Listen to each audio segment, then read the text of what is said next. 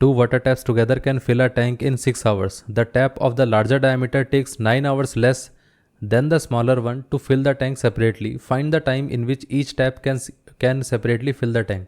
Basically हमारे पास यहाँ पर कहा गया है कि दो टैप हैं. अब दोनों टैप में हमने क्या करा, मान लेते हैं कि एक हमारे पास लार्जर डायमीटर का है और एक स्मॉलर डायमीटर का टैप है. इतना क्लियर है. इसको हमने ए ले लिया, इसको हमने बी ले लिया. उसने कहा है कि जब इन दोनों की हेल्प से हम इसको फिल करने जाते हैं तो हम देखते हैं कि ये पूरा फिल कितने टाइम में हो जाता है. ये पूरा फिल हो जाता है 6 आवर्स में. इतना क्लियर है.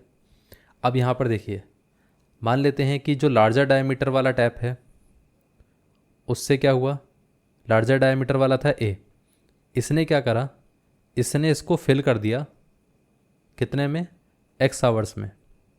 इतना क्लियर है. अब हमारे पास जो बी वाला टैप है वो क्या करेगा, जो हमारे पास स्मॉलर डायमीटर का टैप था उसने कितने में फिल करा होगा. अब उसने क्या कहा था कि पहला वाला जो है, ये वाला जो टैप है वो इसके कंपैरिजन में क्या करता है, 9 आवर्स कम लेता है. इतना क्लियर है. मतलब अगर हम देखें तो ये x आवर्स है तो ये कितना होना चाहिए, x+9 होना चाहिए. ये पार्ट क्लियर है. इस तरीके से हम कर सकते हैं. अगर हम इसको x लेंगे तो इसको x+9 लेंगे. अगर आपने इसको x लिया होगा तो इसको फिर x-9 लेना पड़ेगा, क्योंकि इस वाले के अंदर टाइम कम है, इसमें ज़्यादा है, तो इसमें टाइम ऐड होगा. और इसमें अगर आपने इसको x ले लिया तो इसमें टाइम कम करना पड़ेगा. ये पार्ट क्लियर हो गया. अब देखिए यहाँ से क्या होता है कि कई लोग मिस्टेक ये कर देते हैं, क्या करते हैं कि इसका टाइम और इसका टाइम ऐड करके 6 लिख देते हैं, जबकि ऐसा पॉसिबल नहीं है, क्योंकि यहाँ पर टाइम ऐड नहीं होता है, यहाँ पे इनका वर्क ऐड होता है. वर्क कैसे निकाला जाता है, अब देखिए यहाँ पर x आवर्स में उसका टाइम लगता था, तो हम ऐसा बोल सकते हैं ना कि A can complete the work in x hours. तो 1 आवर वर्क ऑफ ए कितना रहेगा, 1 घंटे का काम कितना रहेगा उसका. तो हम देखेंगे कि यहाँ पर इसका कितना होगा वर्क, 1/x. ऐसे ही हम 1 आवर वर्क ऑफ बी निकालेंगे विच इज़ 1/x+9. और इसी तरीके से हम दोनों का कंबाइंड निकालेंगे, तो 1 hour work of A plus B, तो वो कितना है, इसके हिसाब से कितना आएगा, 1/6 आएगा. तो ये आ जाएगा 1/6. अब देखिए 1 hour work of A plus B कितना होना चाहिए, 1/6 दे रखा था, वो तो इन दोनों को ऐड करके भी 1/6 आना चाहिए. तब हम बोलेंगे कि यहाँ पर 1 hour work of A plus 1 hour work of B, ये होना चाहिए 1 hour work of A plus B. इतना क्लियर है. इसके बाद हम इसको सॉल्व करके देखते हैं कितना आएगा. ये आ जाएगा x इंटू x+9.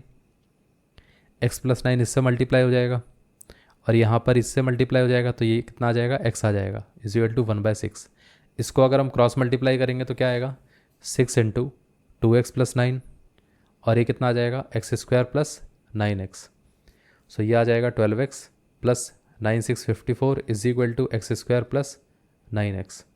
सो यहाँ से हम क्या लिख सकते हैं, ये आ जाएगा 0 is equal to x² plus 9x minus का 12x माइनस का 54.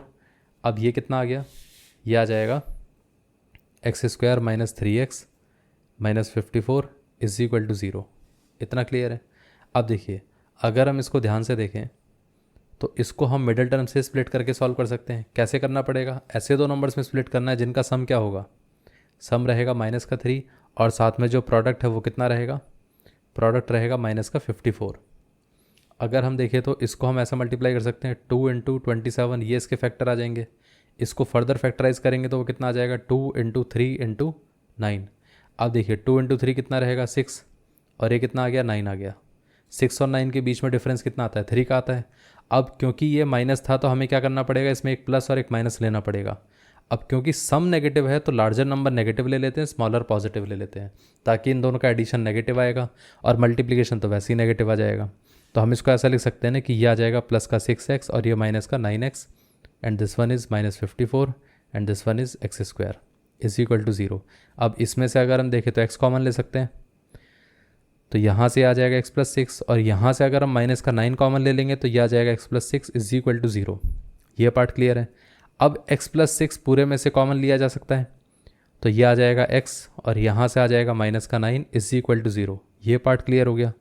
अब देखिए अगर इस वाले पार्ट को हमने 0 के साथ इक्वेट किया तो x की वैल्यू -6 आएगी. अगर इस वाले पार्ट को हमने 0 के साथ इक्वेट किया तो x की वैल्यू +9 आएगी. अब टाइम कभी नेगेटिव तो हो नहीं सकता है, तो मतलब टाइम कितना आएगा, 9 आएगा।